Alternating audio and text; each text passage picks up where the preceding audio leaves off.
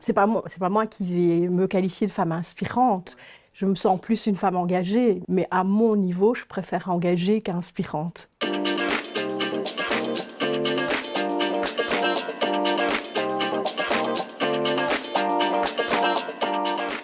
J'ai eu la chance de devenir une jeune adulte dans les années 80, de faire mes études ici, à l'école de nursing, et de rencontrer des gens qui m'ont inspirée. Et la première d'entre elles est une ancienne collègue, Michèle Walput, qui était notre professeure de psychologie, qui dès le début nous a sensibilisés aux droits des femmes, à la naissance sans violence, ce qu'on appelait le boyer dans les années 80, et au travers des droits des femmes, à la violence intrafamiliale, mais aussi à toute la problématique des mariages forcés qui commençait à émerger dans les années 80. J'ai rencontré un grand homme inspirant en la personne du docteur Booth, un gynéco extraordinaire, obstétricien, naissance douce, mais aussi un humaniste très proche des femmes, qui, de façon ouverte, alors qu'on était dans une période où l'interruption volontaire de grossesse n'était pas du tout légalisée, elle était même interdite, avait pris le parti d'accompagner les femmes, et souvent des femmes dans des situations sociales plus compliquées.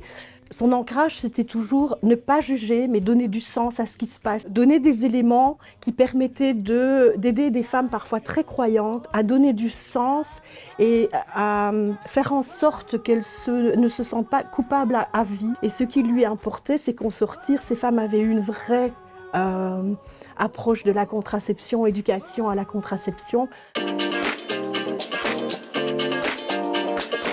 Il faut savoir qu'en Belgique, la contraception, dans les années 70, était illégale.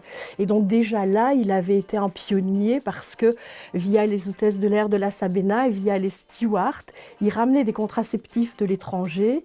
Il y avait une pharmacie à Bruxelles où on savait qu'on pouvait aller en dessous du comptoir, on pouvait avoir sous forme d'un petit papier une contraception. Et donc sauver, non, mais accompagner, éduquer les femmes parce que là aussi, une femme est autonome si elle a toutes les clés en main.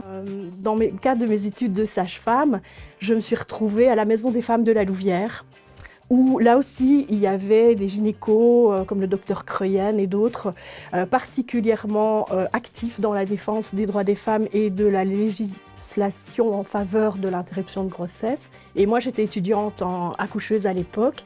Et je me souviens, on sortait du matériel pour assurer des soins de qualité, on sortait du matériel de l'hôpital au sortir de nos stages. On allait dans cette maison des femmes où on accueillait les femmes, on les soignait, on les écoutait.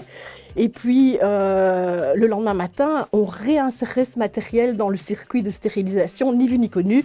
Et on était très fiers de nous. On avait aménagé une arrière-cuisine. Et on travaillait toujours porte fermée, donc quand la sonnette tintait, on ne savait jamais derrière la porte si on avait une femme, un mari très en colère, voire la police. Et la police, on était toutes bien au fait que si c'était le cas, on était au milieu des années 80, il n'y avait plus de diplôme, ça c'était certain. Et puis surtout, on ne rentrait pas chez soi, on passait par la case prison.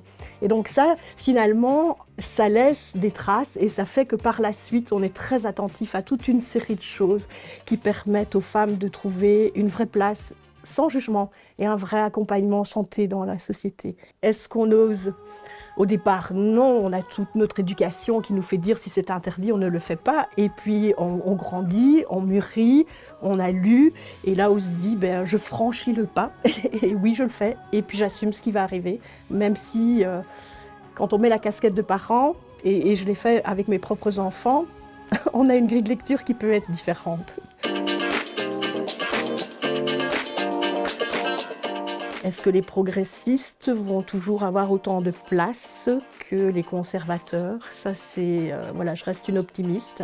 Il faut attendre et voir. Il y a des grands hommes. Et si on va voir l'histoire des femmes, à l'époque où les femmes n'avaient pas accès ni au Sénat, ni à rien du tout, c'est parce qu'il y a eu des hommes qui ont cru dans leur projet qu'elles ont pu y arriver.